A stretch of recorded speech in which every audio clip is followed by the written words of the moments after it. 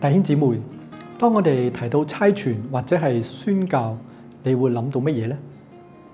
好多人喺腦海中浮現嘅可能係去到遠方唔同文化嘅地區，或者係向未信主嘅人傳福音，又或者係支持宣教士嘅事工等等。呢啲當然都係大使命差傳嘅重要部分，因為主耶穌喺升天之前頒布嘅大使命咁樣講：天上地下所有的權柄都賜給我了，所以你們要去，使萬民作我的門徒，奉父、子、聖靈的名給他們施洗。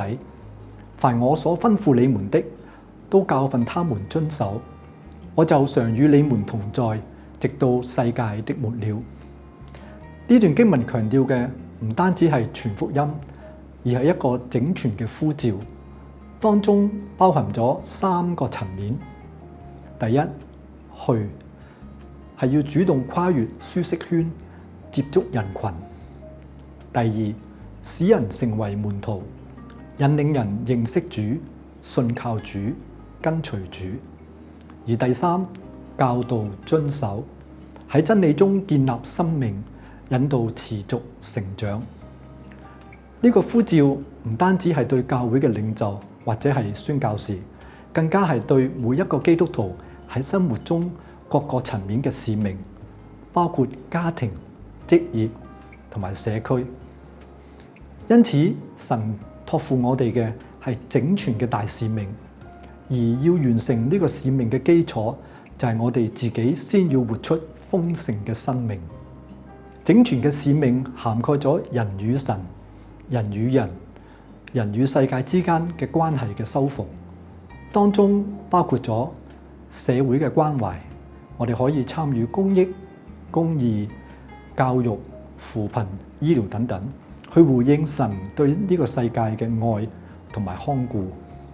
我哋亦都可以生活見證，喺日常嘅生活中說出基督嘅愛、公義同埋真理。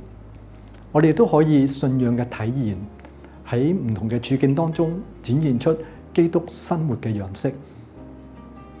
好多人誤會豐盛嘅生命係指物質嘅充裕、身體嘅健康、人生嘅如意等等。但係主耶穌喺約翰福音10章10節咁樣講：我來了，是要叫羊得生命，並且得的更豐盛。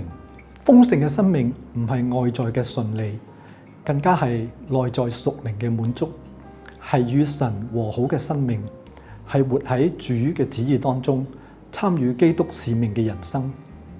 當我哋回應神嘅呼召，我哋嘅生命嘅焦點就唔再係我想做乜嘢，而係神要我做乜嘢。呢個嘅生命係有意義、有目標，因着與神同行而充滿滿足。我哋可以活喺喜樂同埋恩典當中，亦即係能夠將生命帶俾其他人。正如有一位牧者咁樣講：有使命感嘅人生係合神心意嘅人生，係喜樂豐盛嘅人生。自己得豐盛，亦都可以使他人得豐盛。回顧19世紀西方嘅宣教士嚟到中國同埋遠東嘅地區，佢哋所帶來嘅唔單止係口頭嘅福音，而係整全嘅福音。佢哋創辦學校、設立醫院、建立教會，能夠將福音成為真實生命嘅祝福。呢啲嘅宣教士有2個重要嘅特質係值得我哋去學習。第一就係無私嘅奉獻，佢哋甘願放下自己生活嘅安息。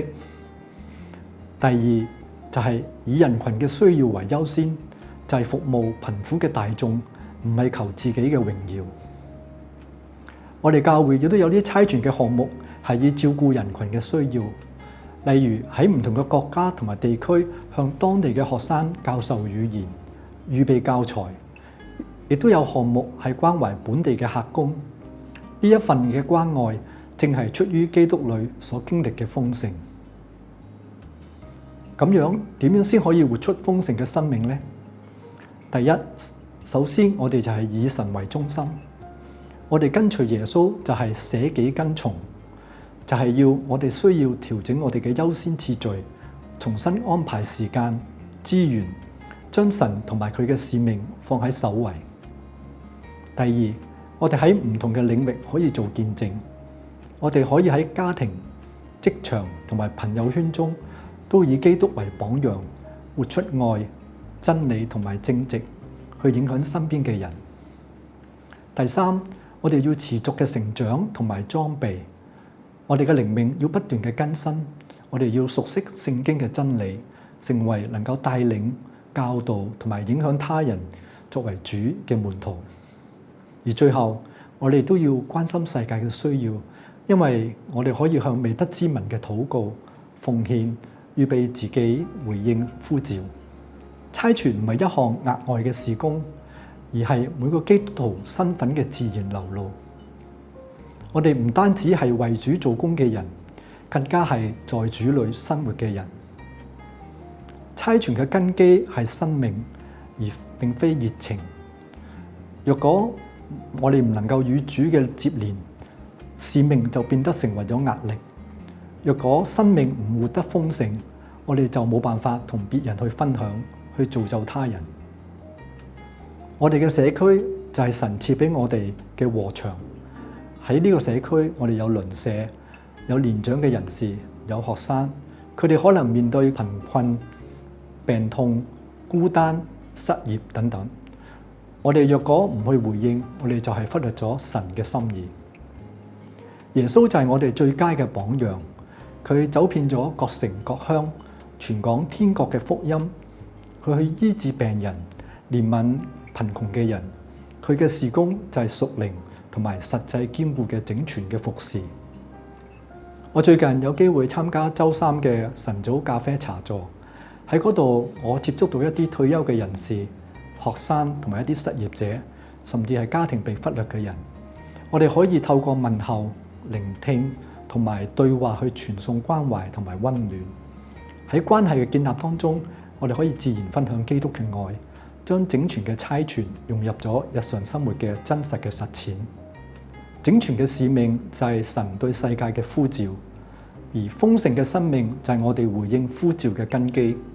兩者係不可分割，互為成就。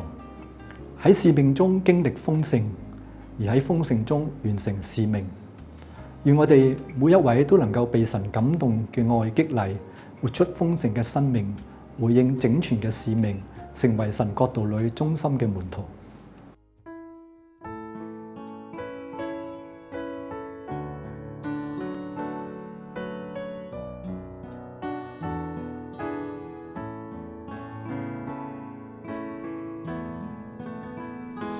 主席意象激動我，但願看見一人滅亡，求我能活在你心懷，竭力是主福音希望，無心粉碎我知是神，願意完全擺上為主，遙望加利山的大愛，叫我怎能不愛主？但願生命就此去到，獻上一處所賜今次，獻上我生命於才幹，救主我願被你差遣，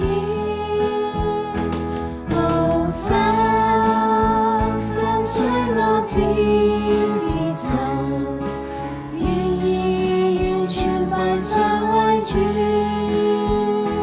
遙望加利山的大愛，叫我怎能不愛主？無心粉碎我只是神，願意完全擺上為主。